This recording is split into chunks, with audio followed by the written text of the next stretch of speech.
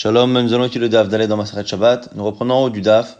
La Gemara confirme une des réponses qu'on a données pour expliquer deux braïtot qui se contredisaient. Est-ce que celui qui a sorti la main pendant Shabbat avec la main chargée, est-ce qu'il a le droit de la ramener ou pas? Une braïta disait oui, une braïta disait non. On est proposé de dire que ça dépendait si il l'a ramené dans le domaine dans lequel il était, dans la cour dans laquelle il se situe, ou est-ce qu'après l'avoir sorti dans le domaine public, il veut la déposer dans l'autre cour qu'il y a à côté. Là, on dira non. Et donc, c'est ce qu'on confirme ici, qu'il est Béa Mina Rava mais Rav Nachman, comme la question qui a été posée à Rav Nachman par Rava, avec Taïdomela Perot, celui qui a la main pleine, sortie avec des fruits, Veotia la chut, s'il la sort, Maoula Chazira, le Otachatser, est-ce qu'il peut la rapporter dans la cour dans laquelle il se situe? Amalé lui a dit Moutar. Après, on lui a demandé les Chatser Acheret, dans l'autre cour, Mahou Amalé Assour. C'est Assour ou Maïshna, quelle différence? Puisque finalement, c'est bien une main qui est passée d'un domaine privé, qui est passée à un domaine public sans déposer l'objet, et après un domaine privé. Qu'est-ce que ça change? Et Chitichoul, ala Kura de Milcha. Ici, il lui donne la réponse d'une certaine manière. Il l'envoie balader en lui disant, va me peser une quantité, un corps de sel. Rachid nous explique que c'est une manière de dire à quelqu'un qui n'a pas envie de répondre. Et on explique tout de même la vraie distinction, c'est que dans un cas, Atam loit avida marchavto, une fois son intention n'a pas été accomplie, récompensée, Acha it avida marchavto. Donc dans le cas où en fait la personne veut sortir l'objet de sa cour, et donc si une fois qu'il a sorti de sa cour vers le domaine public, tu lui permets de le déposer dans une autre cour, eh bien il aura eu ce qu'il voulait, c'est-à-dire se débarrasser de l'objet qu'il y avait dans sa cour. Alors que si tu lui dis non, tu peux pas évidemment déposer dehors, parce que ça sourd Minatora. Midera je t'interdis de le déposer dans une autre cour. La seule chose que tu peux faire pour ne pas transgresser, c'est le ramener chez toi. Et donc finalement, il n'aura rien gagné et ça lui évitera de faire ça par la suite. Goufa, ça veut dire qu'on revient sur un sujet qu'on a évoqué précédemment. On avait une question de Rav Bibi bar Abaye.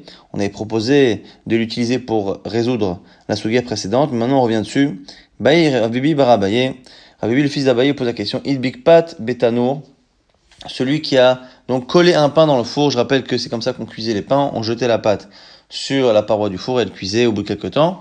Donc celui qui a posé donc ce pain-là, et tirolo lirdota, kodem shavoli dechi ufratat, olo itiru. Est-ce que on a autorisé la personne à l'enlever, ce pain, avant qu'on arrive à un chiufratat? À un certain degré de cuisson, eh bien l'action qu'il a fait de déposer le pain sera punissable d'un chiyuv khatat. S'il l'a fait par inadvertance, il devra apporter un korban khatat.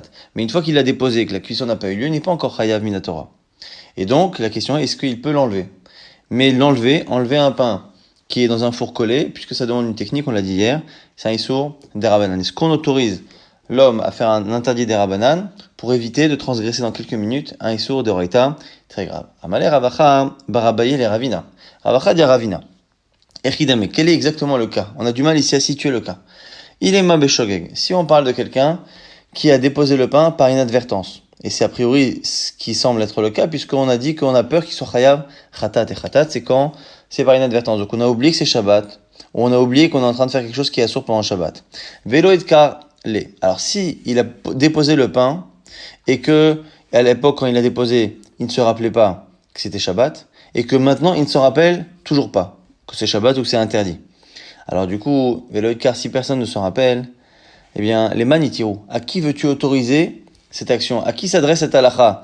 Qui est de dire, est-ce qu'on peut enlever le pain ou pas? Parce que si tu parles du principe qu'il est shogeg jusqu'au bout, ça veut dire que même maintenant, il ne s'en rappelle pas, donc la question ne se pose même pas. Donc forcément, velalav, David, car forcément que c'est quelqu'un qui l'a déposé il y a 10 minutes le pain, sans se rappeler que c'était Shabbat. Maintenant, il se rappelle que c'est Shabbat et il a envie de l'enlever.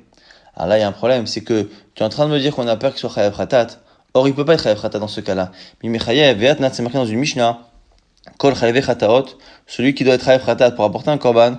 Enan chayavin hachet etrilatan shgaga ve'sofan shgaga. Il faut que la personne soit inconsciente du début jusqu'à la fin de l'action qui entraîne un chiyuv. Or là, si tu te poses la question de l'autoriser à enlever le pain avant qu'on arrive à la cuisson, ça veut dire que la personne a repris conscience de ce qui s'est passé avant la fin de l'action et donc il ne peut pas être chayav khatat quoi qu'il arrive. Donc la Gemara élimine encore cette situation et dit et la bémézid. Alors forcément c'est peut-être quelqu'un qui l'a fait exprès, donc il a déposé le pain exprès pendant Shabbat pour transgresser Shabbat et après il regrette et il veut l'enlever.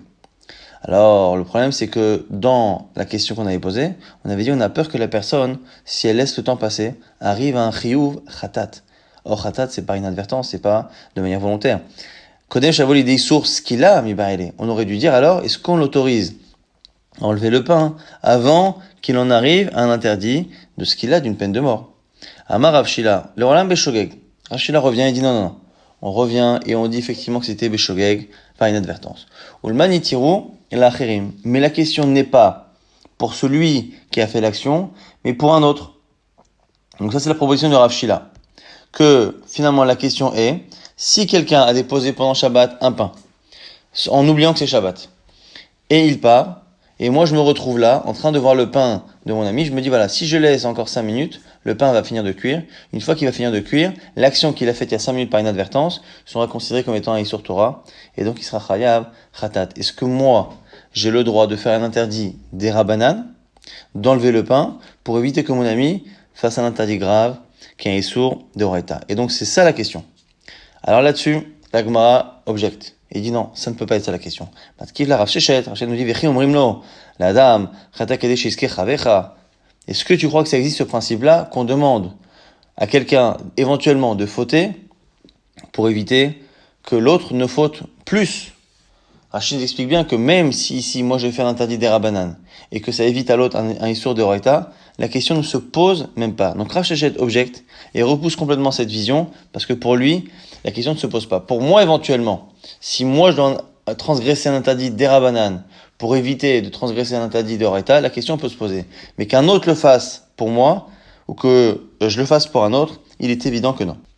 Et donc pour l'instant on reste bloqué, on ne comprend toujours pas la question de Rabbi Bar Abaye. Est-ce que ça parle Bémézid, Béshogeg pour lui, pour un autre? Et là Maravashi, le Olam Bémézid. Non, finalement c'est Bémézid. Ah, effectivement, dans l'expression, il avait dit, est-ce qu'un homme peut transgresser un interdit des Rabbanan pour éviter d'être Chayav Khatat? Or, Mézid, c'est pas Khatat.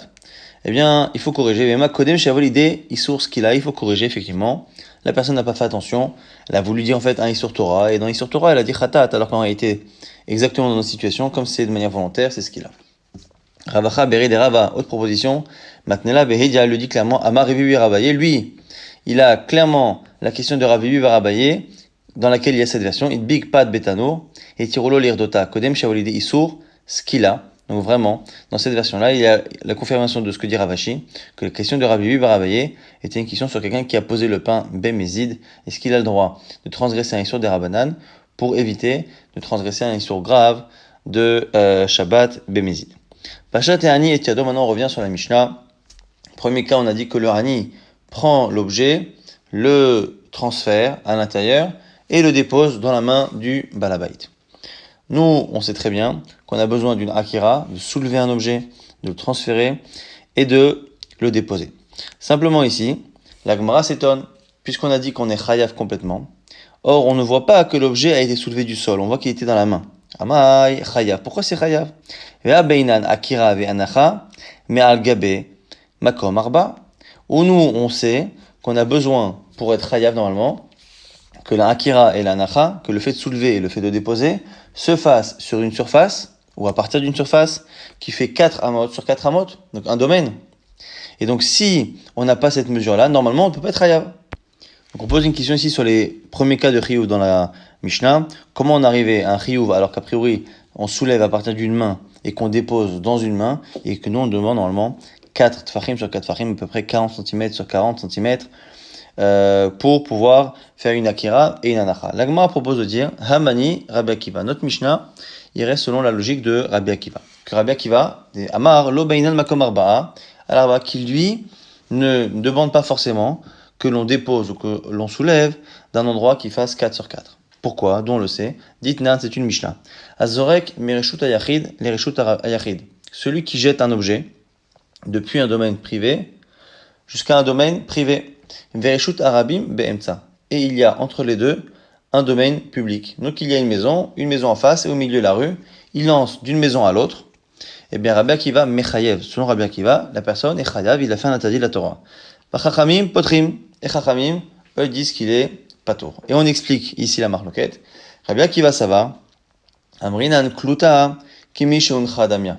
Que selon Rabbi Akiva, la question est, Est-ce que lorsqu'un objet flotte dans l'air, est-ce qu'il est considéré comme y étant déposé, comme il était déposé sur le sol? Donc il flotte dans l'air du domaine public, c'est comme s'il était déposé dans le domaine public.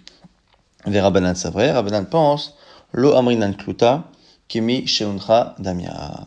Et Rabbanan pense que par contre, non, un objet qui vole n'est pas considéré comme étant déposé dans le domaine. Et on propose donc de dire que peut-être que nous, ce qu'on a dit, qu'il faut toujours soulever et déposer à partir d'un endroit de 4 sur 4, ça c'est l'avis de Chachamim. Parce qu'on voit que déjà, pour le fait de déposer, Rabbi Akiva, lui, a l'air de tolérer qu'on fasse le Issour de la Torah, non pas en déposant physiquement par terre, mais simplement dans le fait de passer dans le domaine aérien. Et donc si Rabbi Akiva nous a montré dans cette Mishnah que par rapport au fait de déposer, il n'y a pas forcément besoin de 4 sur 4, on se propose de dire que pour le fait de soulever aussi, il n'y a pas forcément besoin de 4 sur 4. Et de la même manière qu'on n'a pas besoin de 4 sur 4 parce qu'on peut passer dans le domaine aérien, eh bien on estime que quand c'est dans la main, c'est pareil. Peut-être que déposer dans la main, c'est comme passer dans le domaine aérien. Et donc, le fait aussi de prendre de la main, c'est exactement comme si on prenait du sol. Donc, de cette Mishnah, dans laquelle on explique que Rabbi Akiva est Mechayev quand on passe l'objet, on le jette d'un domaine privé à un autre en passant par la rue, et que là-bas on voit qu'on est chayav alors que finalement l'objet est simplement passé en l'air, on propose de dire que Rabbi Akiva est beaucoup plus cool sur la définition de ce qu'on appelle Akira et Anacha, et donc ça répond à notre question. Qui est le Tana dans la Mishnah chez nous qui dit qu'on peut faire une Akira et une Anacha à partir d'une main? Ce serait donc Rabbi Akiva. La Gemara maintenant s'étonne de l'explication, on va dire, évidente de la Mishnah. Les Memra de Pshita les Rabba. Si c'est ça, ce que dit Rabba, que c'est Rabbi Akiva, la Mishnah, ça veut dire qu'il a exactement compris de manière certaine la marloquette Rabbi Akiva Chachamim comme étant une marloquette liée à Kluta, qui Mishun Chadamia, est-ce qu'un objet flottant est considéré comme étant posé. Donc, les Memra de Pshita les Rabba, ça veut dire que c'est évident pour Rabba, Debe Kluta, qui Mishun Chadamia, que c'est bien ce sujet-là, de l'objet flottant, ou Betor, Asara, en dessous de Ditfachim, plié, que c'est ça la discussion. Pourtant, nous on a par ailleurs un enseignement dans lequel on voit que Rabba lui-même a des doutes sur l'explication là-bas de la Mishnah. Il ne sait pas si la marloquette Rabbi Akiva et Chachamim est liée à ce sujet de Kluta qui Misheun Chadamia. Et donc s'il ne sait pas quel est réellement le sujet de la discussion, il ne peut pas déduire que Rabbi Akiva pense que Kluta qui Misheun Chadamia. Donc il ne peut pas expliquer du tout que notre Mishnah c'est selon Rabbi Akiva, puisqu'il ne sait pas exactement quelle est l'idée de Rabbi Akiva. Donc on s'étonne ici sur le fait que d'un côté, Rabba explique notre Mishnah en disant que notre Mishnah elle est la Shita de Rabbi Akiva, en utilisant une Mishnah dans laquelle il a l'air d'avoir compris exactement ce que pense Rabbi Akiva, alors que par ailleurs on sait que c'est Rabba lui-même qui a, à voix haute, publiquement, dit qu'il ne comprenait pas qui pensait quoi dans cette Mishnah. Et on le montre ici, Ve'ami Baya. Et là, pourtant, on sait que c'est une interrogation que Rabba a faite. Rabba a posé la question, les matins, mais yud pligé. Est-ce que dans la Mishnah là-bas de Rabbi Akiva Chachamim, est-ce qu'on se situe en dessous de Ditfachim? Si on est en dessous de Ditfachim, effectivement, la discussion ne peut être que par rapport à Kluta qui Mishun Chadamia. Ou Béa pligé. Et c'est ça la discussion. Rabbi Akiva, savoir Kluta qui Mishun Chadamia. Rabbi Akiva pense que un objet qui passe dans le domaine aérien, il est comme posé. Rabbanan c'est vrai, l'homme rinan Kluta qui Mishun Chadamia. Et Chachamim pense que non. Donc ça, c'est ce qu'on avait vu précédemment. C'était déjà à l'époque, quand Rabba a posé la question, une possibilité.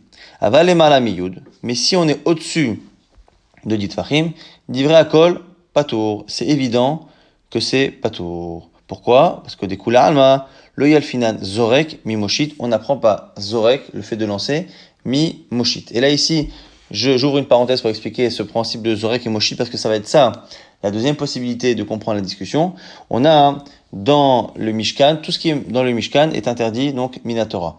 Et dans la Melacha, justement, de porter, on avait, à un moment donné, quand on démontait et remontait le Mishkan dans le désert, il y avait les poutres du Mishkan qui passaient d'un chariot à un autre, qui donc les chariots sont considérés comme étant des domaines privés, mais quand on se les passait comme ça de main à main les poutres, on pouvait pas les lancer, donc de main à main on se les passait, eh bien la poutre passait du domaine privé qui était le premier chariot à un domaine privé qui est le second chariot, mais en passant entre-temps par le domaine public. La question étant, est-ce que le fait qu'on soit chayav dans la Torah à cause du Mishkan, d'un transfert d'un domaine privé à privé en passant par la public, est-ce que le fait que ça se soit fait à l'époque en passant de main à main, est-ce qu'on peut transposer cela à quelqu'un qui jetterait un objet d'un domaine privé à privé en passant par la rue, donc par un domaine public? Ça peut être ça la question. Et donc, première possibilité. Peut-être que finalement, la discussion Rabbi Akiva Chachamim n'a rien à voir avec la ressemblance entre Moshit et Zorek. Moshit et Zorek sont deux sujets complètement différents. Moshit, effectivement, de privé à privé avec public au milieu, c'est Chayav. Zorek jeté, rien à voir. Et la question, quand on est en dessous de Dit Fahim, c'est est-ce que un objet qui passe dans l'air en dessous de Dit Fahim est considéré comme y étant déposé ou pas? Selon Rabbi Akiva, oui, et selon Chachamim, non. Ça, c'est la première possibilité. Odin Maou, peut-être. Les malam et yod pligué. Peut-être qu'au contraire, la discussion, elle n'est qu'au-dessus de Dit Fahim. Et au-dessus de Dit Fahim, ça n'a rien à voir avec le problème de est-ce que un objet qui est en l'air est déposé par terre. Pourquoi? Parce que ça n'est valable qu'en dessous de Dit Fahim. Et au-dessus de Dit Fahim, la question, elle est par rapport au Mishkan, parce que ça se passait au-dessus de Dit Fahim, ce transfert des poutres qu'il y avait entre les chariots. Et donc c'est ça la discussion. Béa pligué. Rabbi Akiva savoir, il y a final Zorek Mimoshit. Rabbi Akiva est Mechayev, parce qu'il pense que ce qui est interdit dans le fait de transférer, c'est exactement pareil pour le fait de jeter. Et Rabbanan Savre, lo yal final Zorek Mimoshit, et Rabbanan n'est pas d'accord. Aval, les matamiyud, mais en dessous de Dit Fahim, il dirait à Kol Chayav. Selon tout le monde, on serait Chayav. Pourquoi Maïtama? Amrinan Kluta, Kimishin Khadamia. Parce que, on va dire qu'un objet qui passe dans le domaine aérien est considéré comme étant déposé au sol. Et donc du coup, la Gemara ici a une question générale. On a donc Rabba qui nous a expliqué que notre Mishnah, elle est selon Rabbi Akiva. Pourquoi? Parce qu'il a déduit de notre Mishnah qu'on n'a pas forcément besoin d'avoir un endroit de 4 fahim sur 4 fahim. Or, selon Rabba, le seul qui pense là, c'est Rabbi Akiva. Pourquoi c'est Rabbi Akiva? Parce qu'il y a une marloquette Rabbi Akiva Chachamim sur le fait de jeter un objet d'un domaine privé à privé en passant par public. Et Rabba nous dit, cette marloquette-là est liée à ce principe-là. Est-ce que on a Kluta Kimisheuncha, c'est ça la marloquette Rabbi Akiva Chachamim, et Kluta Kimisheuncha Damia, ça revient à dire qu'il n'y a pas besoin forcément de 4 sur 4 pour déposer, et donc je dirais pareil pour soulever, et donc forcément, c'est Rabbi Akiva, le Tana de la Mishnah, et la Gemara pose la question, mais attends, comment peut-il expliquer notre Mishnah et dire que c'est l'auteur qui est Rabbi Akiva en utilisant une Mishnah qu'il a l'air d'avoir comprise, alors que par ailleurs, il a lui-même posé la question, quelle est la logique de cette Mishnah? Est-ce que cette Mishnah, c'est une marloquette sur Kluta Kimishun Khadamia, comme il a proposé ici, ou rien à voir? C'est une marloquette. Est-ce qu'on transpose le Issour de Moshit, de transférer de main à main, au cas de Zorek, au cas de jeter, et lui-même ne savait pas. Donc la Gemara nous dit, c'est pas un problème. C'est pas gênant, pourquoi? Parce que il a changé d'avis finalement. Halokashia, Batade Baeada, Ifshete. Il a posé la question à une époque, c'est vrai. Après l'avoir posée, il a résolu la question. Et donc finalement, en conclusion pour lui, c'est une marloquette entre Rabbi Akiva Chachamim sur Kluta Kimishun Chadamia. Des Savar, Rabbi Akiva, Kluta Kimishun Chadamia, et pas Chachamim. Bon. Maintenant, la Gemara remet en cause la logique. Allez, même si tu dis que selon Rabban, il a très bien compris Rabbi Akiva Chachamim, c'est une marloquette sur Kluta Kimishuncha. Et donc, là-bas, effectivement, Rabbi Akiva pense qu'on n'a pas besoin de déposer sur 4 sur 4, puisque ça passe en l'air et c'est suffisant. Mais l'Agman dit, attends, c'est pas parce que là-bas, il a dit ça sur le fait de déposer. Quand la personne jette de chez lui, il jette, il fait une akira à la limite, il jette, il transfère. Et effectivement, on lui compte, selon Rabbi Akiva, le fait que ça passe dehors, on lui compte comme si c'était déposé. Donc c'est vrai que Rabbi Akiva a une manière très ouverte de considérer ce qu'on appelle une anacha. Mais nous, on posait la question sur la akira. Est-ce que sur la akira, il sera également d'accord de dire qu'on n'a pas besoin de faire une akira? Donc la Gemara dit, c'est même pas évident de dire un truc pareil. Pourquoi? Dilma anacha ou delobaya. Peut-être que c'est pour la anacha, le fait de déposer, que il est plus ouvert. Mais peut-être que ha akira, baria, mais peut-être qu'il a besoin que par contre, le fait de soulever se fasse kadat vekadin. D'où savons-nous que Rabbi Akiva tolère que la akira soit remplacée par quelque chose qui n'est pas réellement une akira de 4 sur 4. Et là, Rav Yosef nous dit non, tu sais quoi? Moi, je préfère dire que la Mishnah, c'est Rabbi Lanassi. La Rav Yosef, Hamani, Rabbi, c'est Rabbi. Alors, il m'a dit, attends, quel est l'enseignement de Rabbi qui s'apparente à notre Mishnah? Hey Rabbi, il est Rabbi, si tu dis que c'est ce Rabbi là, c'est-à-dire des Tanyans d'une Braïta, Zarak, Venach, Agabeziz, Kol Shehu, Rabbi Mechayev, Hachamim, Potrim. Celui qui jette un objet, et cet objet, il se dépose sur un endroit qui est très très petit, qui n'a pas une surface plane grande, c'est déposé là-bas. tout petit, Rabbi Mechayev Chachamim Potrim. La Gemara nous dit, attends, tu veux dire que c'est là-bas notre source? Non, pourquoi? Atam qui débaille les mêmes les kaman, qui l'a abayé. La mar abayé, acha beilan omen bershut ayachid, venofo, noté les reshut arabim. Là-bas c'est spécial. Là-bas, la situation nous dit abayé, c'est un cas particulier. C'est un arbre qui est planté dans un domaine privé, dont les feuilles et les branches s'étendent dans le domaine public. Mais zarak venach anofo, et la personne jette et l'objet se dépose sur une petite branche. Et là-bas, des Rabbi Sava Amrinan Shede Nofo Batar Ikaro, et Rabbanan Savre Lo Amrinan Shede Gufo Batar Ikaro. Là-bas, la discussion Rabbi et Chachamim n'a rien à voir comme a dit Abaye là-bas. C'est est-ce que lorsque quelqu'un jette ou dépose un objet sur un arbre dont les branches sont à l'extérieur dans le domaine public, mais que le tronc et l'essentiel est dans le domaine privé, est-ce qu'on considère les branches comme étant rattachées à l'origine? Ça c'est Rabbi. Rabbi nous dit que si l'arbre est à l'intérieur, les branches où qu'elles se situent sont considérées comme étant dans le domaine privé, même si finalement elles sont dans l'aire du domaine public. Et Chachamim pense que non. Et donc du coup, selon un, il y a un transfert, selon Rabbi, un transfert. Selon Chachamim, il n'y a pas de transfert. Et donc finalement, cette marloquette Rabbi Chachamim n'a rien à voir avec notre Mishnah. Et là, Rabbi, peut-être c'est cet enseignement de Rabbi, des Tanya, dans une Braïta. Zarak mereshut arabim, lereshut arabim. Celui qui jette un objet d'un domaine public à un domaine public, vereshut ayachid be'emsa. Et au milieu, il y a un domaine privé. Donc, l'inverse de la situation qu'on a connue là-bas avec Chachamim et Rabbi Akiva.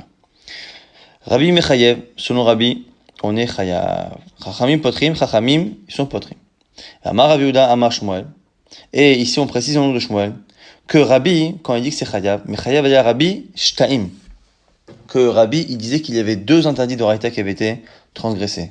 Achad mishum otsa'a, ve achad mishum achnasa. Le fait de sortir et le fait de rentrer. Et donc lui estime que lorsque la personne a jeté du domaine public vers le domaine public en passant par un domaine privé, eh bien il y a eu un premier transfert entre le public et le privé et un second transfert entre le privé et le public. Ce qui veut dire que non seulement il entérine le premier transfert et donc comme Rabbi Akiva estime que le fait de flotter dans l'air, c'est comme si c'était déposé, mais il a même utilisé le fait de flotter dans l'air pour considérer que c'est une akira, c'est-à-dire un soulèvement par rapport à la deuxième mélacha qui se fait de passer du domaine privé au domaine public. Et donc là, on a bien la preuve que quoi? Que selon Rabbi, Alma lo ba'e akira, velo anacha, que lui pense bien que ni akira, ni anacha, agabe makom, arba al arba, et c'est comme ça que pour l'instant, en tout cas, on a l'air de répondre à notre question. Je récapitule rapidement ce qu'on a vu dans ce DAF. On a vu effectivement que quand quelqu'un sort la main chargée pendant Shabbat, il peut la rapporter dans sa cour, mais il peut pas la rapporter dans la cour à côté, de peur qu'il profite de son action interdite, des Rabbanan en tout cas.